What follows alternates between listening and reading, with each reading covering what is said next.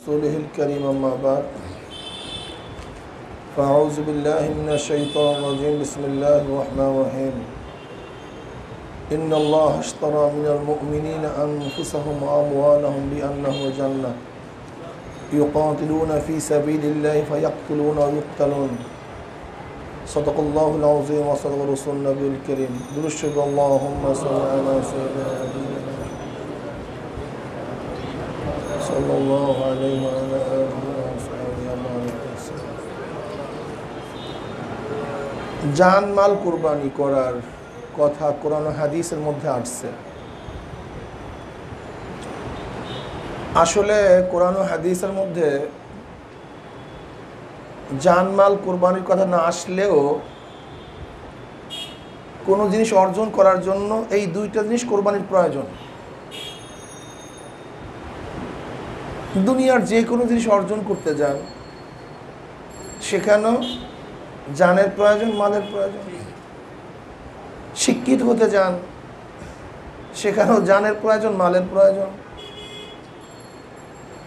আপনি বিল্ডিং করতে যাবেন সেখানেও জানের প্রয়োজন, মালের প্রয়োজন। একটা জামা বানাবেন সেখানেও জানের প্রয়োজন, মালের প্রয়োজন।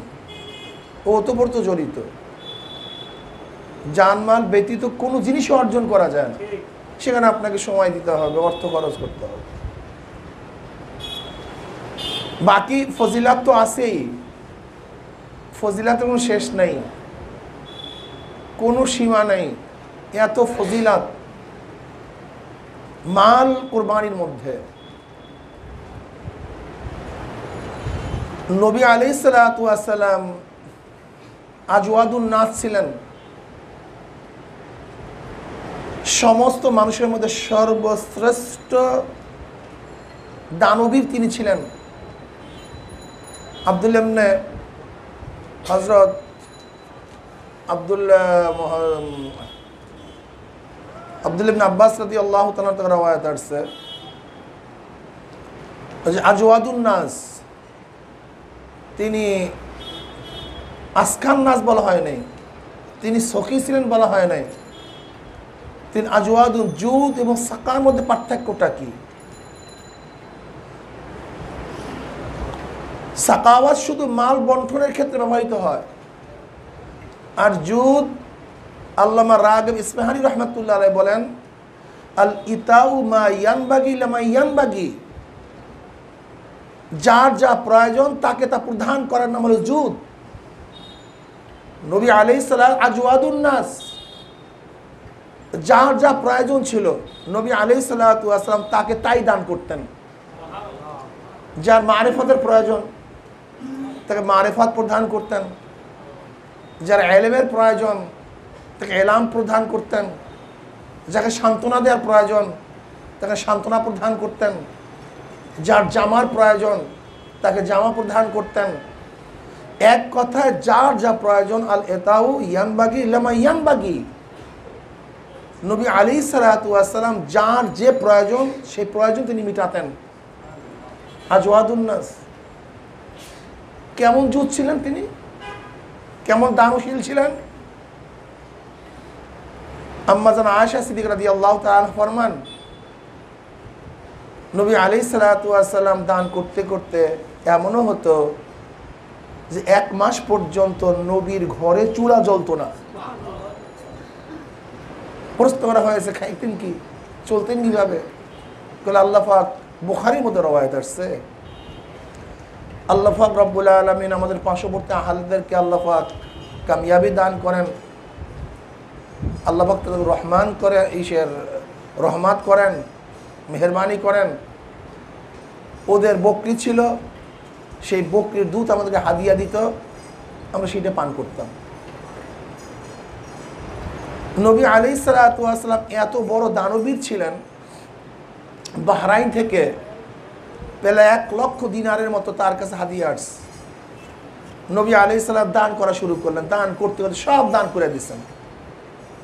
বেলাল হাবশী রাদিয়াল্লাহু বলেন, ইয়া নবী আল্লাহ, আপনার ঋণ পরিশোধ করার জন্য কিছু রাখলেন না? তাহলে আগে বললেন না কেন?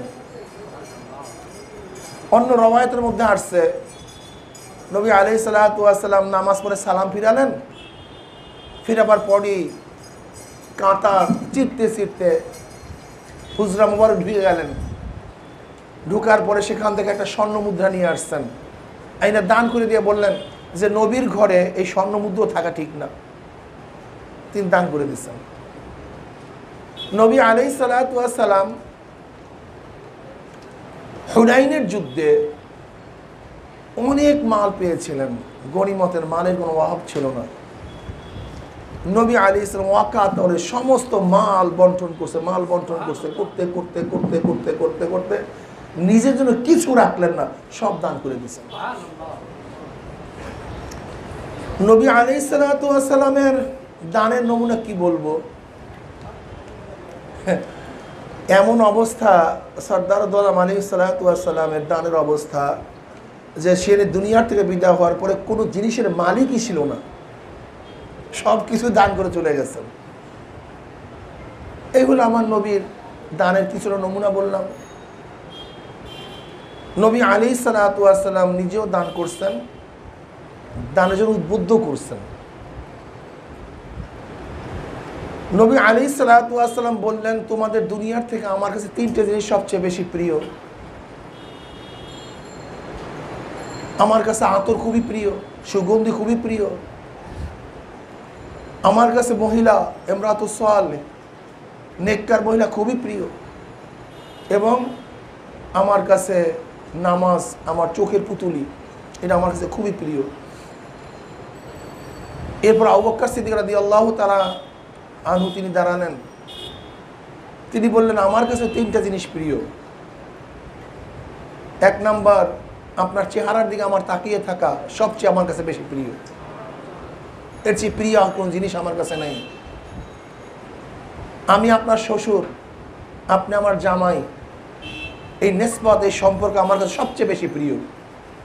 আমাকে শ্বশুর বলে, আপনাকে আমার জামাই বলে, এই নিসবত, এই সম্পর্ক আমার কাছে সবচেয়ে প্রিয়।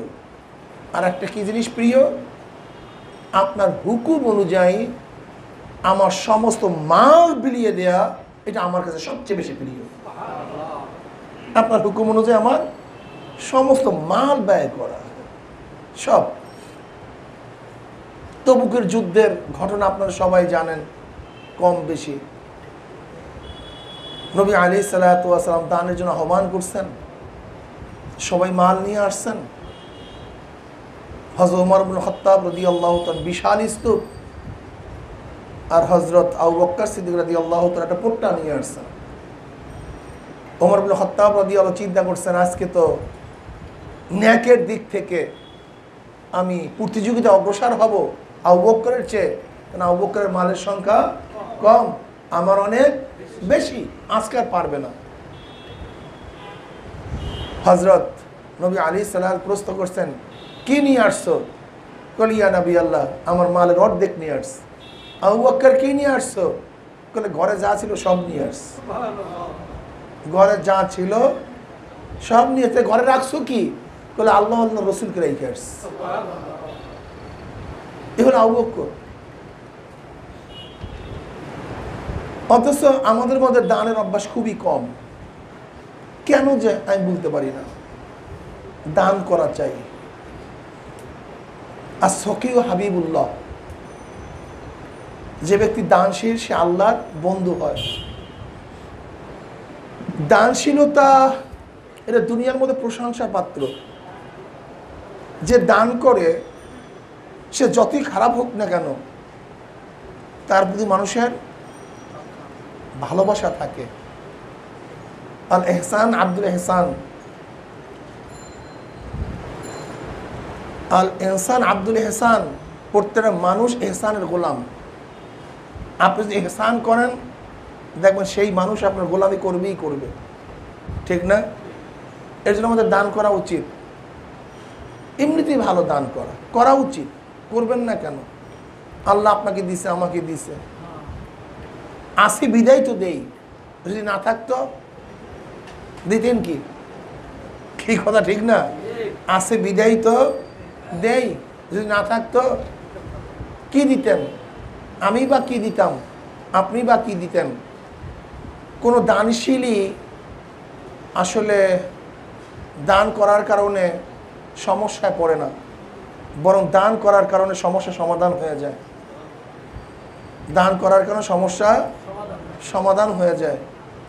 এর জন্য আমাদের বেশি বেশি দান করা উচিত।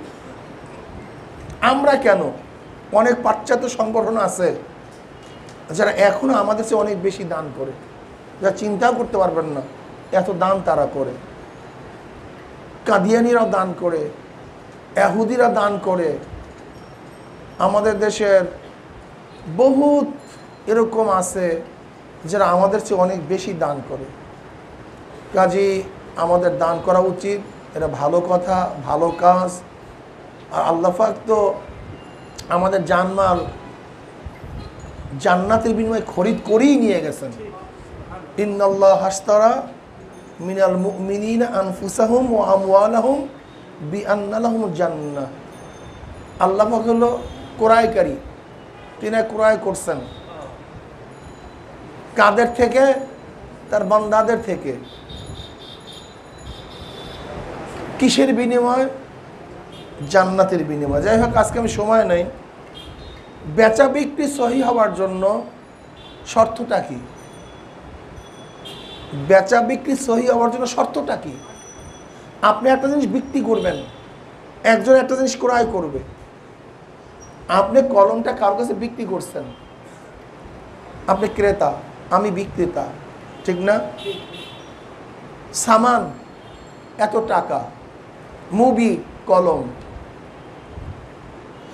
এখন এই কলম বিক্রি করে আপনি শর্ত লাগাতে পারবেন যে আপনি এইভাবে ব্যবহার করবেন, এত সময় লিখতে পারবেন, এই সময় লিখতে পারবেন না, এই সময় ব্যবহার করতে পারবেন, এই সময় ব্যবহার করতে পারবেন না? তাহলে কি বেচা বিক্রি সহি হয়? কলম বিক্রি করে দিয়েছি, যার কাছে বিক্রি করছি তার এখতিয়ার, যেরকম ইচ্ছা সেইভাবে সে ব্যবহার করতে পারবে, কোনো শর্ত নাই। শর্ত থাকলে আর বেচা বিক্রি সহি হয় না, ঠিক না? এই ব্যাপারে আমরা সবাই একমত কিনা? আচ্ছা, আমরা যেই মালগুলি ক্রয় করে আনছি আজ পর্যন্ত যার থেকে কিনছে সে কি খবর নিছে নাকি যে এটা কীভাবে ব্যবহার করে? কারণ বিক্রিত জিনিস বিক্রি হয়ে গেছে, ক্রেতা যেইভাবে ব্যবহার করবে তার জন্য সেই ব্যবহার করার ইচ্ছা আছে, এখতিয়ার আছে। এবার আসুন, আমাদেরকে ক্রয় করছে কে? আল্লাহ। তাহলে আমরা বিক্রিত মাল, আমরা বিক্রি হয়ে গেছি। কি হয়ে গেছি ভাই? বিক্রি হয়ে গেছি। আমরা বিক্রিত মাল, আসি কার কাছে? কথা বলেন না কেন? ক্রয় করছে কে? আল্লাহ। দিবেন কি? তা তুমি তো জান্নাত নিয়ে খুশি থাকবা, তুমি তো টাকা নিয়ে, তোমার কলমের দরকার, তোমার তো টাকা আছে। কলম তো যে নিয়ে গেছে সে ব্যবহার করবে, তোমার কাছে টাকা আছে, তুমি টাকা ব্যবহার করবে। আমাদের কাজ হলো জান্নাতে গিয়ে আনন্দ ফুর্তি করবো, সেখানে থাকবো। জানমালের চিন্তা তোমার দরকারটা কি? এটা তো আমার না, এটা তো বিকৃত হয়ে গেছে অলরেডি। আমার জান, আমার মাল কে ক্রয় করছে? তা আমি আগেই বলছি যে ক্রয় করে সে ইচ্ছা অনুযায়ী ব্যবহার করতে পারবে। তা যেহেতু আল্লাহ পাক রব্বুল আলামিন আমার জানমাল ক্রয় করে নিয়ে গেছেন, এখন আমার মাওলায় আমার জানমাল যেইভাবে ইচ্ছা সেইভাবে ব্যবহার করতে পারবে। এখতিয়ার আমার নাই, ইচ্ছা আমার নাই। যদি আপনার ইচ্ছা থাকে তাহলে বিক্রি হন নাই, আর যদি আপনার ইচ্ছা যদি না থাকে তাহলে আপনি বিক্রি হয়ে গেছেন।